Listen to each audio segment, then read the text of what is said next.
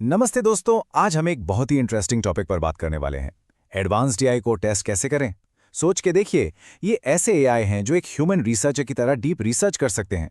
तो सवाल ये है कि इनके काम को आखिर परखा कैसे जाए।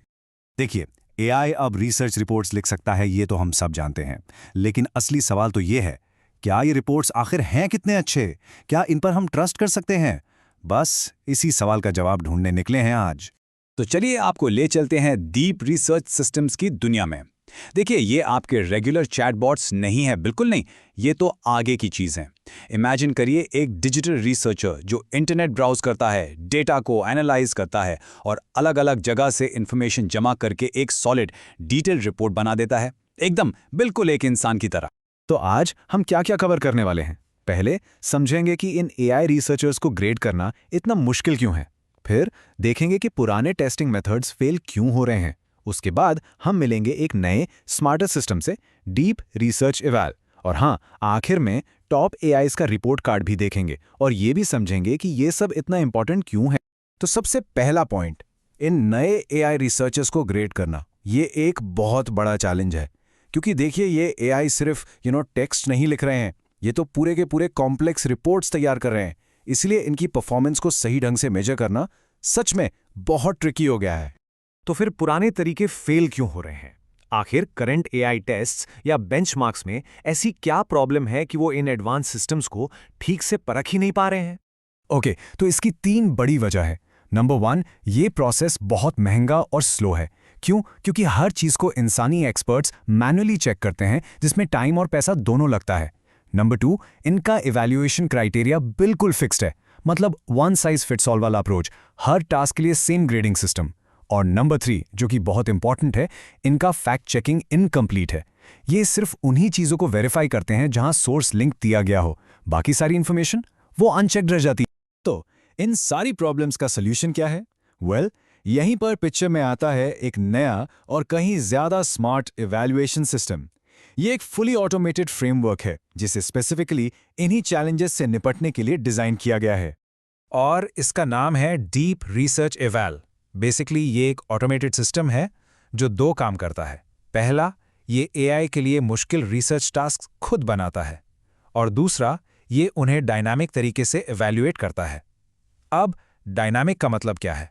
सिंपल सा मतलब है कि ये हर टास्क के हिसाब से अपना ग्रेडिंग का तरीका बदल लेता है, फिक्स नहीं रहता। तो अगर हम साइड बाय साइड रखें पुराने बेंचमार्क्स और डीप रिसर्च इवाल में क्या अंतर है? देखिए, पुराने सिस्टम 4 चीज़ें नहीं कर पाते। ऑटोमेटिक टास्क जनरेशन नहीं, बिना रेफरेंस के इवैल्यूएशन नहीं, एडेप्टिव ग्रेडिंग बिल्कुल नहीं, और हर फैक्ट को चेक करना वो भी नहीं। और डीप रिसर्च इवाल ये इन चारों चीज़ों को यस करता है। सिंपल। चलिए अब थोड़ा डीप डाइव करते हैं कि आखिर ये काम कैसे करता है। इसको ऐसे समझिए, जैसे ये एआई का एक ऑटोमेटिक टीचर है। ये टीचर एआई के लिए एग्जाम पेपर भी खुद सेट करता है और फिर उसके आंसर शीट भी खुद ही चेक करता है, सब कुछ ऑटोमेटिकली। तो टास्क बनाने का जो प्रोसेस है वो 3 स्टेप्स का है। स्टेप 1 है पर्सोना सिंथेसिस। यहां सिस्टम खुद से अलग अलग यूजर प्रोफाइल्स बनाता है। सोचिए, एक डॉक्टर, एक फाइनेंशियल एनालिस्ट, ऐसी अलग अलग रोल्स। फिर आता है स्टेप 2, टास्क कंस्ट्रक्शन। यहां हर प्रोफाइल के हिसाब से उसकी एक्सपर्टीज के लेवल के कॉम्प्लेक्स रिसर्च टास्क बनाए जाते हैं। और फाइनली स्टेप 3 है टास्क फिल्टरिंग। यहां सिस्टम स्मार्टली उन टास्क को अलग कर देता है जिन्हें पूरा करने के लिए सच में मल्टी सोर्स डीप रिसर्च की जरूरत पड़ेगी। ओके, तो अब एआई के लिए टास्क तैयार है। अब बारी है ग्रेडिंग की। इसका पार्ट 1 है एडेप्टिव क्वालिटी इवैल्यूएशन। इसका मतलब यह है कि हर टास्क के लिए एक नया कस्टम ग्रेडिंग सिस्टम बनता है। अगर टास्क मेडिकल रिसर्च का है तो ग्रेडिंग अलग होगी, अगर फाइनेंस का है तो अलग। ये रिपोर्ट की क्वालिटी, मतलब उसकी डेप्थ, उसमें इनसाइट्स हैं या नहीं, ये सब उस टास्क के कॉन्टेक्स्ट में चेक करता है।